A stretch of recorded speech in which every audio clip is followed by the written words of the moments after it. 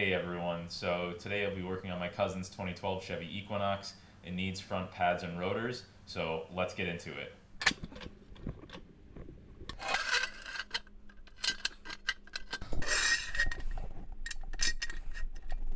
So we got the car supported on stands. These lugs are 22 mil.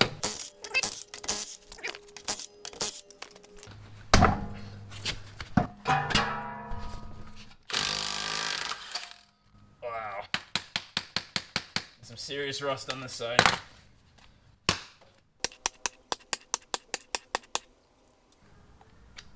There we go.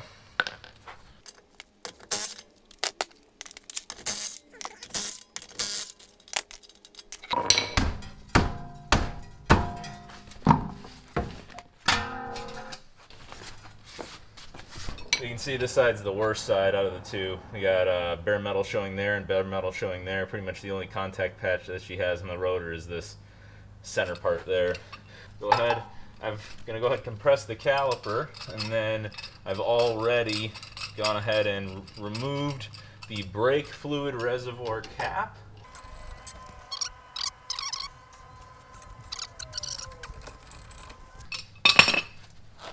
Oh yeah. Oh yeah, we got some seized up slide pins in this side. Let's go to the other side, compress that, see how that feels.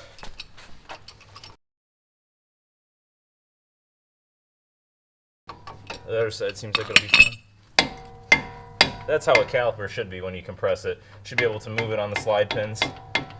So this one did feel better than the other side, and I also feel like it compressed a little bit more. So the other side's definitely got seized up slide pins, at least the piston compressed, but we'll go ahead and rip this off, take this rotor off, and get this hub face cleaned up on this side. Alright, we got the car on the accessory position, so we can rotate this. Oh, that's even nicer. This is already loose for us. This side's going to be cake. Alright. 14 millimeter for the caliper bolts, and then it's an 18 millimeter for the bracket. So let's get this caliper off. And then also, if you're doing just the brake pads, just a helpful tip, not all cars, but most cars, you can take the bottom caliper bolt out and swing this whole thing up. Then you can just peel the pads off and then put new pads on, swing this back down, and you're good to go. But we're doing pads and rotors today, so let me get a hanger for that. There we go. That'll keep the caliper from hanging on the hose and put tension on that hose. Also be mindful of where the wear indicator is. The wear indicator is located on the back side of this. So when you put it back together, you put the pad with the wear indicator back in this position. Like I said, these are 18 mils. This bolt and that bolt is the bolts for the caliper hanger. And I know I didn't have you guys on this side for the caliper bolts, but these go, and those are 14 mil. Sometimes you got to put a hex, put a wrench on this slide pin because it's got a hex on it. Again, these slide pins move nice and freely, which makes our job a lot easier. We're just going to pull these out, wipe the grease off, put new grease on them, and put them back in. But let's get this bracket off.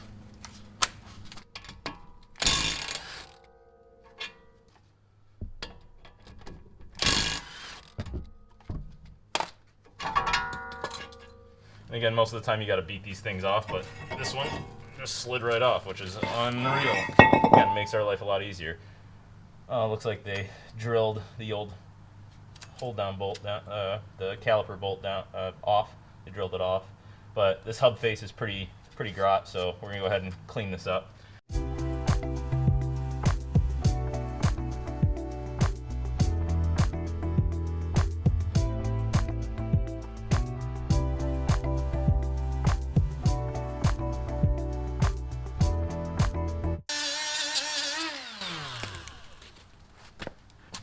Well, that's about as good as I can get it with the tools that I've got. So I'm just going to go ahead and sleaze it up with some anti-seize.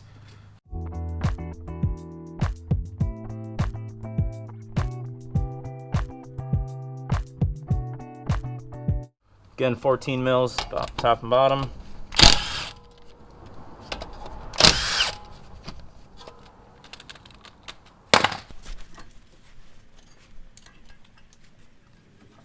We got to work this bottom one. So what I like to do is, if a wrench can't turn it, maybe you can get a socket with a ratchet and a big pipe on this to get some leverage, just to get it to break loose. I'm going to use my impact.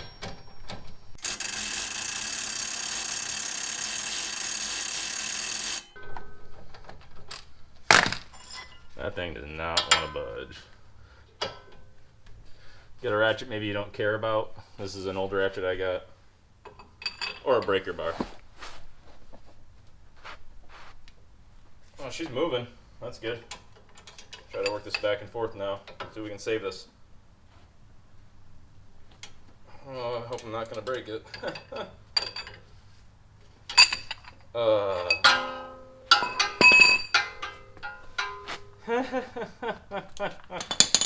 Well, she's broken. Let's go ahead and rip this caliper bracket off.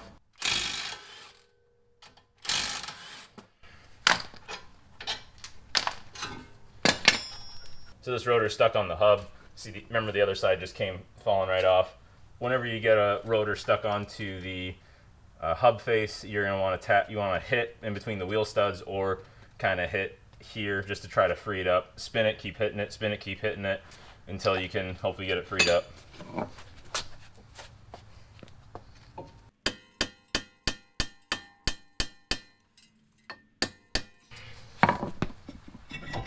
There we go.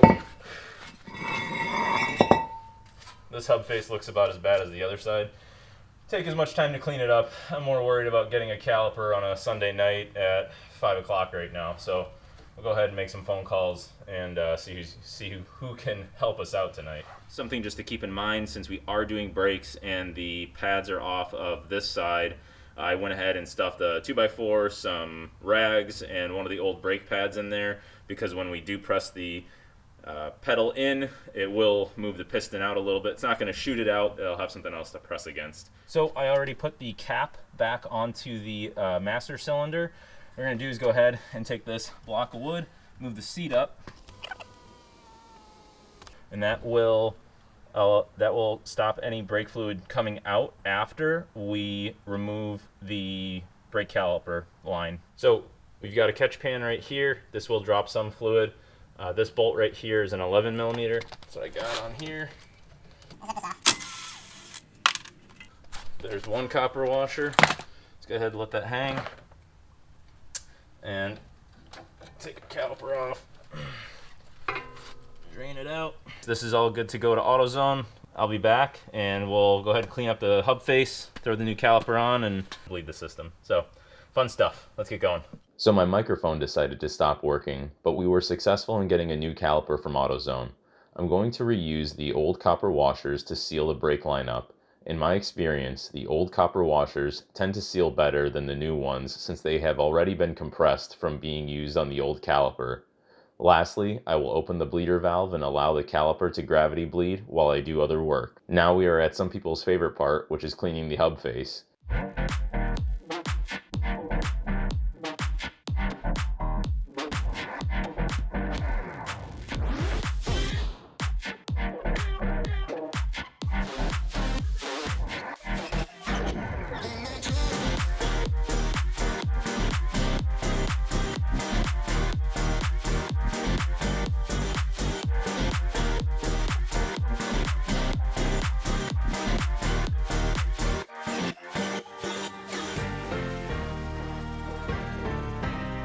Now on to preparing our caliper bracket.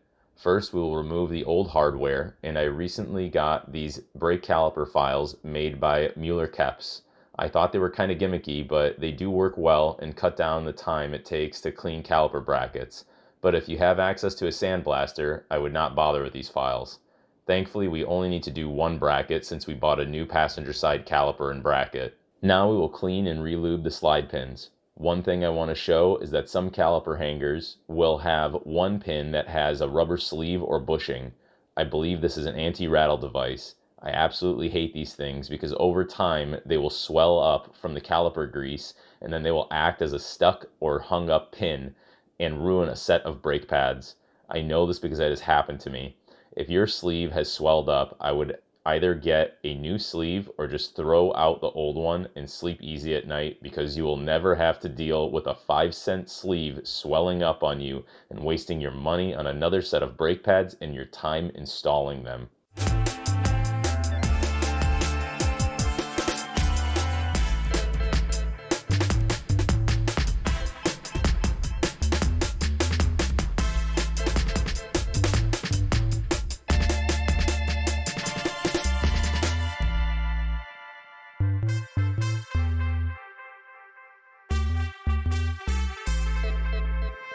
Next, we will install the new pads and hardware. First, we will place some caliper grease on the bracket where the shim will sit. We do this to prevent any rust from forming on the bracket. Then we will slip the new pads in and make sure that they slide freely. It's your choice to install grease on the shim where the pad will slide. If you decide to do this, only put a thin coat on. If you put too much, it will end up on the rotor.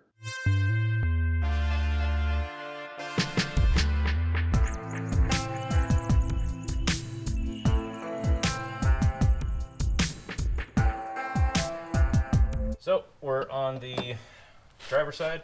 Go ahead and reassemble this.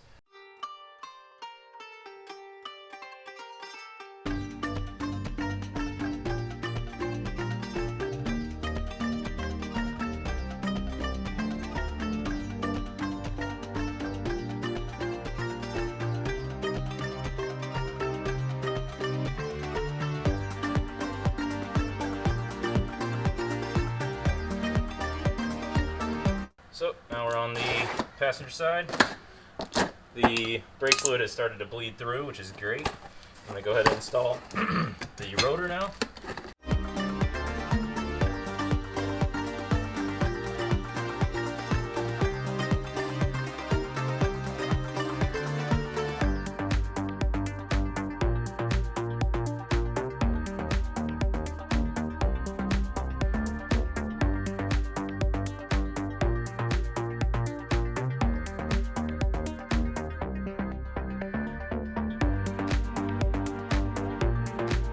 Okay, so we've got the caliper on, it's all bolted up, everything's good.